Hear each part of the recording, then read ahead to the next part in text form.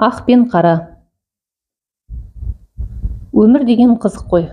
Жүре берсең, көре бересің. Дегендей, тіршілікте талай-талай тағдырларды бастан өткізеді екенсің. Ойламаған оқыс оқиғалар да болып жатады екен. Кездеспесем деген адамдармен де кездесіп қалып жатасың. Бұл жолы осындай кездесу болды. Біздің аудандық аурухананың бірінші қабатында жақсы жабдықталған екі люкс палата бар. Мұны ақылы палата деп те атайды. Бұл жақтың кіріп шығатын есігі ғимараттың сырт жағында, аурулармен араласпайды. Топырлап келіп кетіп жатқан адам да жоқ, тып-тыныш.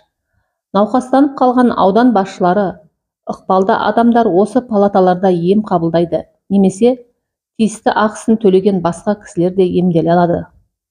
Бөлменің ішінде аурухана төсегінен басқа жазу столы, орындықтар, жұмсақ жиһаздар, теледидар, телефон да бар. Әжетхана, шомылғы да ішінде. Қонақ үй сияқты. Осыдан біраз жыл бұрын осы люкс палаталардың бірінде емделіп жаттым. Екінші палата бос тұрған. Бір күні сәскеге қарай дәрі-дәрмектерімді қабылдап болған соң дәлізге шығып тұрғам. Сыртқы есік ашылып, қасында кіп-кішкентай әрі қайыстай қатқан қара шалы бар бас дәрігер кірді. Мені көріп сәлемдесті де, әлгі кісіні бос тұрған люкс палатаға апарып жайғастырды. Ағасы, осында 2-3 күн түнеп шығуыңызға рұқсат етемін. Онан әрі мүмкіншілік жоқ деп, бас дәрігер шығып кетті. Сәлден кейін әлгі қара шал маған келді. Келіңіз, отырыңыз деп жұмсақ диванға жайғастырып, электр шайнекті тоққа қосып, үйден алып келген дәмді шығардым. Ақсақал, жөн сұрасып отырайық, қайдан келдіңіз, қандай науқаспен түстіңіз деп сөз бастадым. Інім, мен емделуге келген адам емеспін.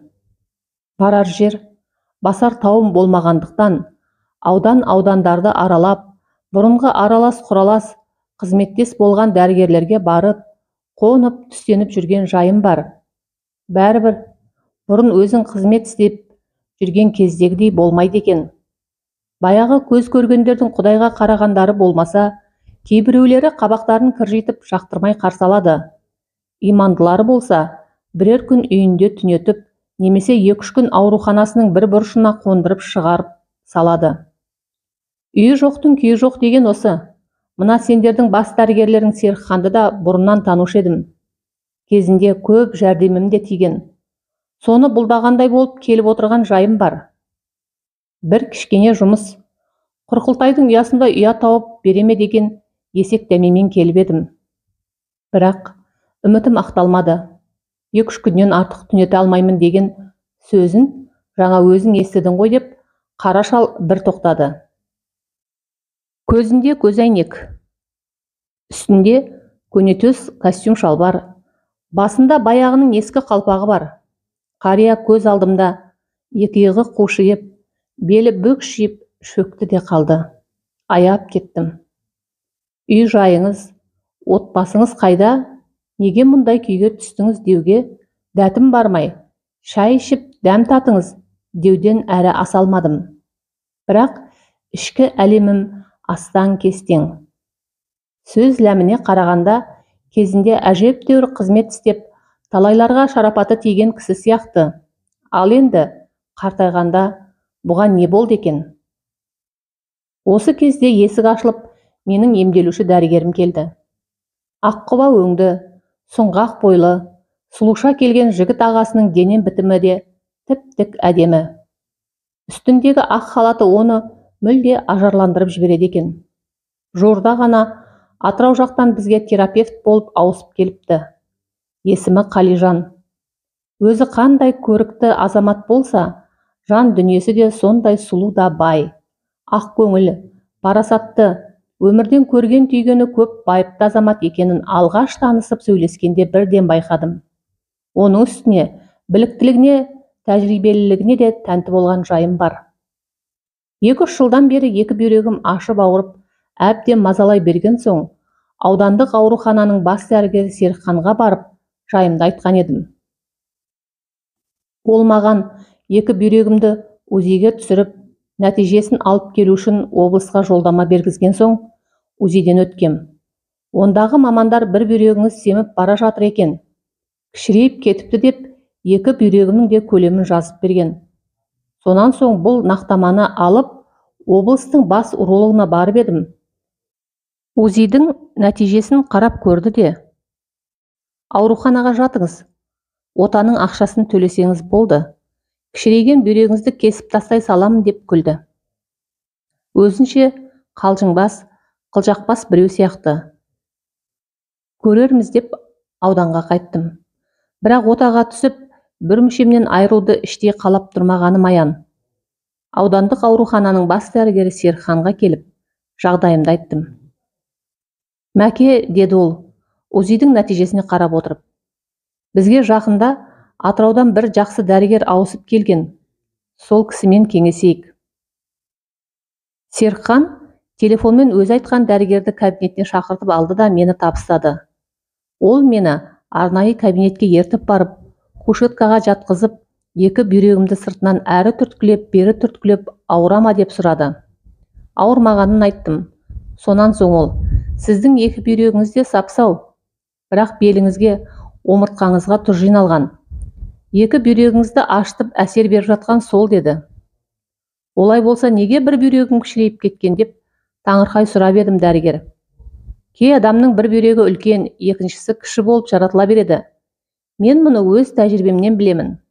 Мұндай жағдайды талай рет көргенмін деп, менің көңілімді орнына түсірді де, қайтадан бас дәрігерге ертіп барды. Бұл кісінің ауруы остеохондроз, бүйрегі сау, деді. Онда бұл кісіні люкс палатаға жайғастырып, өзіңіз емдеңіз деп тапсырды бас дәрігер мені оған. Өзі бір мың болғыр жігіт екен. Елпілдеп жүріп қабылдау бөлімнен қағаздарымды толтыртып, люкс палатаға жайғастырды да, сол күннен бастап ем-домына кірісті. 10 шақты күнде екі бүйрегімнің ашып ауыратыны басылып, есімді жиып қалдым. Жаңа келген дәрігердің шынында да білікті маман екеніне көзім жетіп, оған деген құрметім арта түсті. Ол өзі күнделікті қасымда біраз отырып әңгімелесіп кетуді әдетке айналдырып алған. Аз уақытта бұрыннан сыйлас адамдардай достасып кеткен жайымыз бар. Дәрігер Қалижан Қарашал екеуміздің әңгімеміздің үстінен түсті. Қалеке, отырыңыз, қарияның сөзін тыңдайық деп, мен дәрігерге қарап едім. Ол диванға барып жайғасты да, біздің сөзімізге құлақ тұрды. Мен қатқан Қарашалға қайта көңіл бөліп: аға, дәрігерлермен қатысым болды деген сөзіңізге қарағанда, сіз бұрын бас дәрігер немесе денсаулық сақтау басқармасының бастығы болған сияқтысыз, деп сұрадым. Мен облыстық сот сараптама орталығының бас патологы, анатомы болып 45 жыл қызмет істедім. Бауырым, деді қария. Сол кезде облыстың аудандарда кездейсоқ кісі өлімі болып жатса, мені шақыртып сараптама жасататын. Былайша айтқанда, өлікті сойып, неден өлгенін анықтап беретін бас маман едім. Сот іс қарағанда менің қорытындымды негізге алады. Сол кездерде көп науқастар жергілікті дәрігерлердің нақтаманы дәл қоя алмауы салдарынан біліксіздігінен өліп жататын. Мұндайда мен осылай деп шындықты жазып берсем, емдеуші дәрігер сотталып, бас дәрігер жұмыстан қуылары анық. Мен соларды осындай көп қиындықтардан құтқарып қалған адаммын. Аудандық, қалалық ауруханалардың бас дәрігерлері менің алдымда құрдай жорғалайтын заман-ай. Енді міне, бәрі де мені елегісі келмейді. Қария ауыр күрсінді де әңгімесін қайта сабақтады. Тек дәрігерлер ғана емес, милиция, прокуратура, сот қызметкерлер де менің қызметімді көп пайдаланды. Ұрыс жанжалдан кісі өлімі болып жатады. Басқа да қайғылы жағдайлар кездесіп қалады. Сотың бар ма, прокурорың бар ма, қылмыскерді ақтап алу үшін немесе қаралау үшін менің қорытындыма сүйенеді. Жалынып, жалбарынып, мына адамды қылмыстан арашалап аласың десе, өлген адам өлді ғой деп, марқұмның өзін кінәлі қылып талай қағаз жазып бердік. Не бір пендешілік өтті бастан. Қазір заманда, қоғамда өзгерді. Енді сенен оның несін жасырам деп Қарашал тағы біраз үнсіз қалды. Ағасы, осы сот сараптама саласында қызмет істеген жылдарыңызда қанша өлікті сойғаныңызды білесіз бе? Деп қалды мен бала сияқты астын үстін сөйлеп. Неге білмеймін? Білемін. Бүкіл қызмет жылдарында мен 45 мың мәйітті сараптама жасаған маманмын, деді патолог-анатом жай ғана ешкі сойғандай. Аға, біреулерді қылмыстық істен соттан арашылап қалғаныңыз дұрыс шығар. Ал бірақ көпе-көрнеу біреуді қаралап, қиянат жасаған кезіңіз болды ма деп тағы бір сұрақты төтесінен қойып жібердім. Жылқы кісінескенше, адам сөйлескенше дегендей, біраз әңгімелескен соң ол кісіге бойым үйреніп, еркін сөйлеп жібергенімді өзім де аңғармай қалыппын. Қара шал да мені жатсынбады. Мені қартайғанда осындай күйге түсіріп, жанымды жылдар бойы жегідей жеп келе жатқанда осы жазықсыз жанның көз жасы емес пе? Деді ол ауыр күрсініп. Енді ғана ел қатарына қосылам ба деп болашаққа деген зор үмітпен қарап, жас ағаштай жайқалып өсіп келе жатқан бір жас жігіттің болашағына балта шауып жібергенім үшін өмір бойы өкініп келемін. Ол кезде мен де жаспын, жас маманмын. Тасым өрге домалап тұрған кез. Жоғарыда айтқандай, прокурор да, сот та, милиция да менің шашбауымды көтеріп, соңымнан жүгіріп жүрген дәурен. Бір күні сараптамаға бір бойжеткен қыздың мәйіті түсті. Аудан прокуроры маған өзі келді. Жақа, деді прокурор, бұл өлген қызды бір жігіт зорлаған көрінеді. Әрі бұл қыз райкомның бірінші хатшысы пәленшекеңнің жақын туысы екен. Сол кісі маған тапсырды, әлгі жігітті түрмеде шірту керек деп. Сараптама қорытындысын осыған лайықтап жасап беріңіз. Қызметіміз бір-бірімізбен тығыз байланыстылығы кісілер болған соң, ойланбастан жарайды дедім. Мәйітті аштым, барлық ішкі ағзаларын мұқият зерттеп, қыздың қояншық ауруымен ауыратынын анықтадым. Қызға ешқандай зорлық жасалмағаны, алайда жігітімен жақындасқанда талмасы ұстап, өліп кеткені белгілі болды. Байғұс жігіт қыздың ауру екенін білмегеніне жазған-ау сірә. Кейін сот процесі кезінде жігіттің ата-анасы 2 жас көптен бері сыйласып, сырласып, үйленуге келісіп жүргенін, оны қыздың ата-анасы да жақсы білетінін, бірақ олар қарсы болып отырғанын айтып заржылады.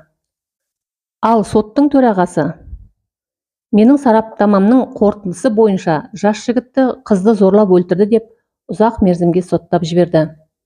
Егер мен сараптамамда қызға ешқандай зорлық жасалмағанын, оның қояншық ауруымен ауырғанын жазып бергенімде, жас жігіт жазадан құтылатын еді. Амал не? Мен ақымақтықпен бейкүнә жігіттің өміріне балта шапқанымды өзім де білмей қалдым. Сол жігіт 15 жылдық жазасын аман-есен өтеп келді ме? Келсе қандай азамат болды екен деп ойлаймын. Байғұстың жас өмірі қапаста өткеніне, жазықсыз жазаланғанына кінәлі мен болдым ғой деп толғанғанда ұзақ түн кірпігім айқаспайды. Ішкі дүниемді от қарып жатқандай ұзақ жылдар бойы азаппен өмір сүріп келемін. Қара шал ауыр күрсінді. Мен не дерімді білмей үнсіз қалдым. Бұдан 25 жыл бұрын немере інім тосыннан қайтыс болғанда, аудандық ішкі істер бөлімі мен прокуратура облыстан сарапшы алдырып, сараптамадан өткізгені әлі есімде. Ұзын бойлы, көзінде көзәйнек киген, қалың қара шашын шалқайта қайырған, жағына пышақ жанығандай ашаң қара жігіт сараптама жасап, қорытындысын ішкі істер бөліміне өткізіп кеткен еді. Мына кісі сол болып шықты. Ішіндегі мұң-зарын, шер-шеменін айтып жеңілдейін деді ме, қара шал әңгімесін қайта жалғады. Аталарымыз біреуге қиянат жасасаң, алдыңа келеді деуші еді. Сол сөзге мән бермей келіппіз-ау. Әлгі жігіттің қиянаттың құрбаны болуы, ата-анасының көз жасы мені жібермеді-ау деп күйзелемін үнемі. Кезінде дүниеден кенде болған жайым жоқ, отбасымда таршылық көрмеді. Зіңгірлетіп үй салдым, балаларымның бәрін оқыттым, үйлі жайлы еттім. Ал енді қартайған шағымда кемпірім өліп қалды. Бір балам жынданып кетті, тағы бір балам нашақор болып, үй жайды есірткіге айырбастап жіберді. Баспанасыз қалдым. Бұл маған жазықсыз кісіге жасаған қиянатым үшін Алланың жіберген зауалыма кім білсін. Барар жер, басар тауым жоқ.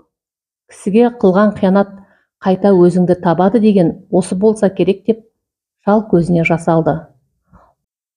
Бұрынғыдан да бүкшиіп, мүскінге айналған оны аяп кетсем де, соның кесірінен 15 жыл арқалап кеткен бейтаныс жігіттің тағдыры менің жүрегімді осып өткендей қанжылады. Аға, сонда сот сараптамасының қорытындысын жалған жазып, құрбандыққа шалып жіберген жігітіңіз мен болатынмын, деді кенет дәрігер Қалижан. Қара шалда мен де оған жалт қарадық. Әдемше аққұба жүзі шүберектей бозарып, құп-қу болып кетіпті. Бас алқалы, парасатты азамат емес пе? Ашуын тез іркіп, бойына әп-сәтте билеп ала қойды. Бұл әңгімені бұрын тіс жарып ешкімге айтпап едім. Енді міне, сіздің жан күйзелісіңізді сезіп, жаным ашығандықтан кейінгі тағдырым туралы баяндап беруді жөн көрдім, деді дәрігер. Сот үкімі шыққан соң мені Жамбылдан Ақтөбеге алып кетті. Түрмедегі күндерім сүреңсіз өтіп жатты. Бір күні анам мен бауырларымнан хат алдым.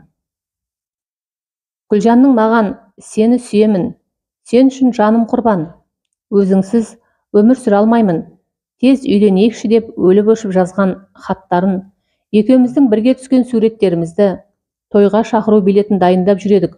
Соның бәрін бір білікті заңгерге көрсетіп, кеңес алғанын, енді іске сол кісі араласып, араша түскелі отырғанын жазыпты олар. Бірақ бұдан бірдеңе шығарына сене қоймадым. Арадан жарты жыл өткенде маған қайтадан сот болды. Сот мәжілісінде прокурор мен судья баяғы сот сараптама қорытындысын алға тартып еді. Менің шешем мен бауырларым жалдаған адвокат оларға табандылықпен қарсы тұра білді. Қыздың жігітке жазған хаттары, міне, менің қолымда, сенсіз өмір сүре алмаймын, сүйемін, күйемін деп жазыпты. Екеуінің тойға арналған шақыру билеті де бар.